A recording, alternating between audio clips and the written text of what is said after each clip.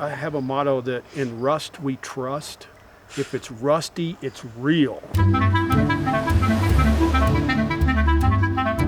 Started about 30 years ago. Every week something cool turns up, stuff that you wouldn't think would have survived. I am the owner of the Classical Gas Museum, a time capsule of gasoline marketing here in the United States.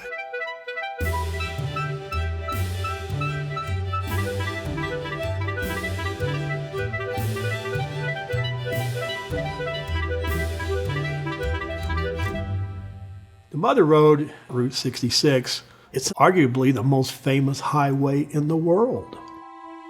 Established in 1926, Route 66 was the road west, the road to the future. Your journey would begin in Illinois, Missouri, Kansas, then into Oklahoma, Texas, through the central part of New Mexico and Arizona, and terminating in Santa Monica.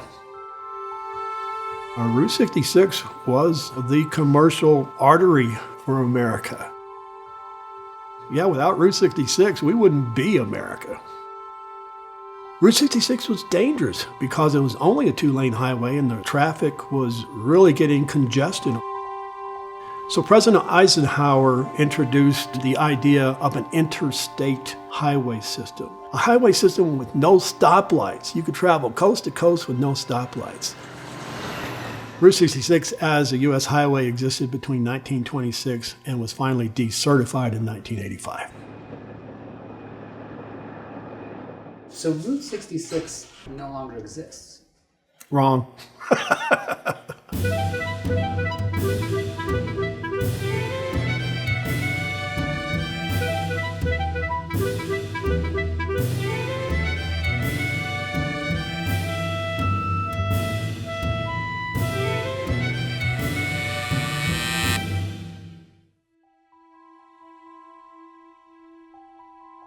To me, it's like a love affair. And I'm not prejudiced, I love them all.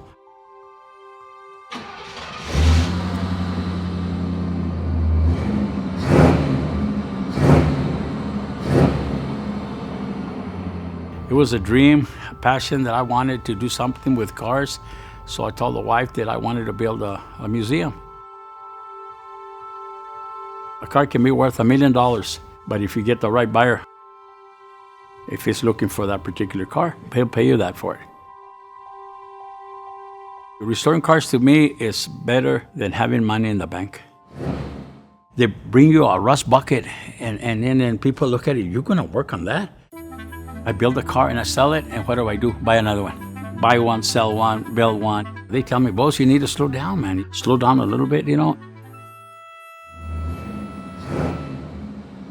I was born in Santa Rosa, New Mexico, like 2 blocks away from Route 66. Starting line was over there where that sign is, right there. We just mark a quarter mile. People would line up on the side of the roads.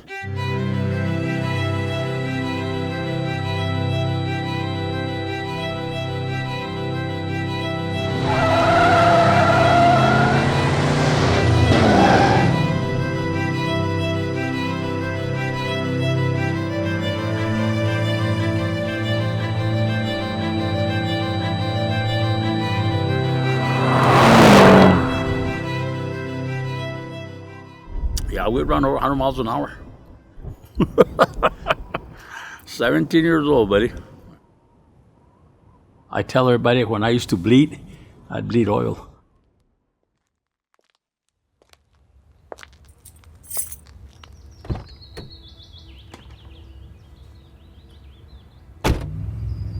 It's a totally different sensation to drive an old car on the route. Drive it in a car that was new at the time when Route 66 was in its heyday, and to cover this wide open landscape. There's you and the big steering wheel and the crackly music going, and you feel the undulations in the road, you feel those curves, you hear that rhythm of the cracks in the pavement. And I can remember falling to sleep in the back seat of my grandfather's car while we were bumping along that pavement. what do I call myself? The Global Director of Hospitality and Maintenance. And I always wanted a title with global in it. Owner. I'm the owner of the Blue Swallow Motel.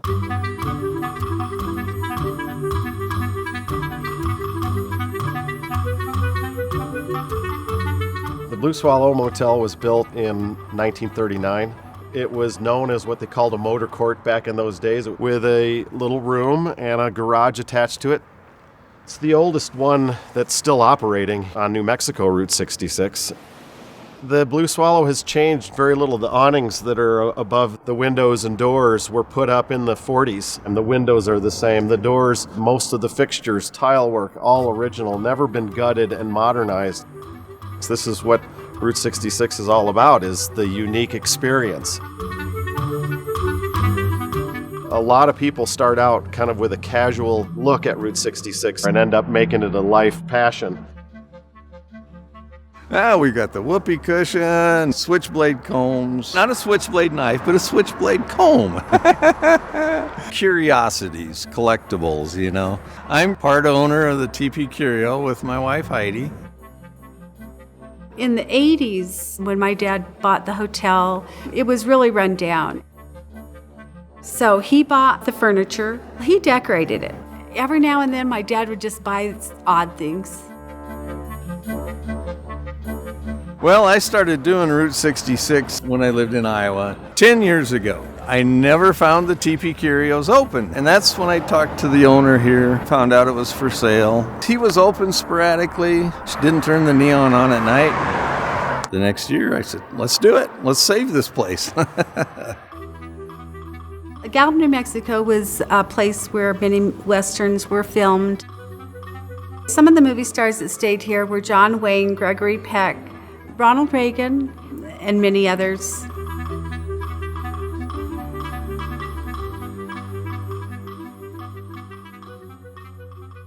Is my hair okay?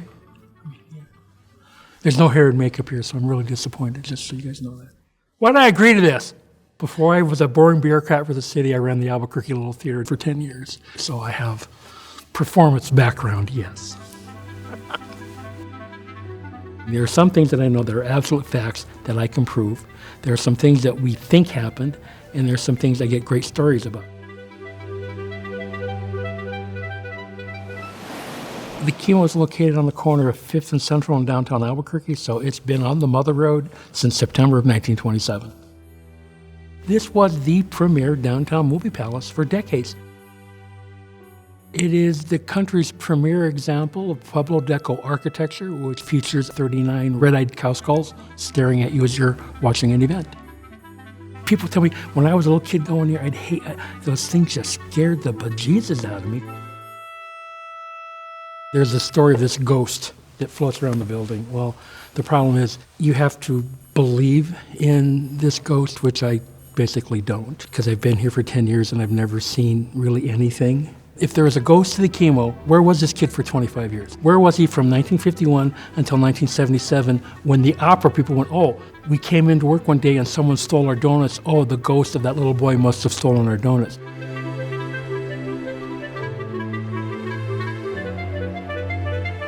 Boy, there's weird noises and stuff going on, which I maintain is when you're a 90-year-old building, I know I'm going to make noises when I'm 90 if I make it that long, you know, so, but.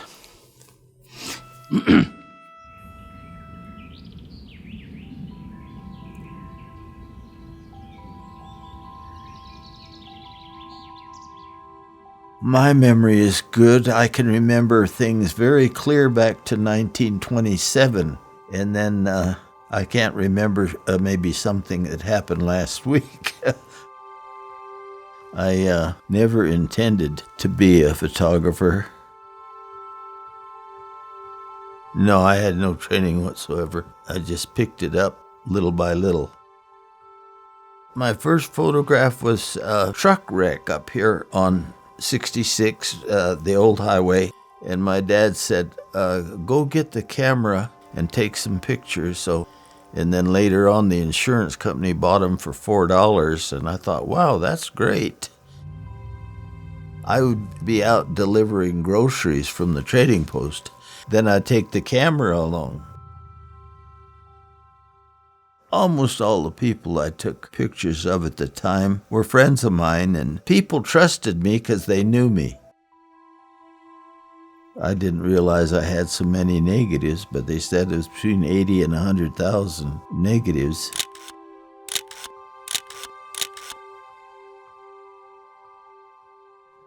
Yeah, this is my workroom. There we go. I was at the Reagan Library when I donated that picture. And see, this stuff here has to be filed.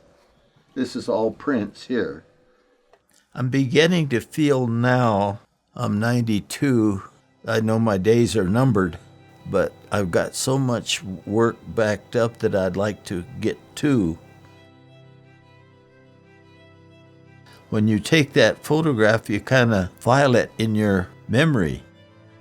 I can almost remember the time and the weather and everything, the stories that go along with the pictures.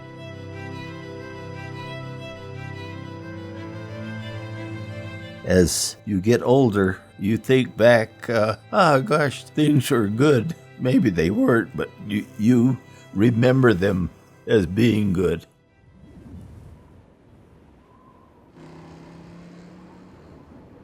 That's the reason people like Route 66.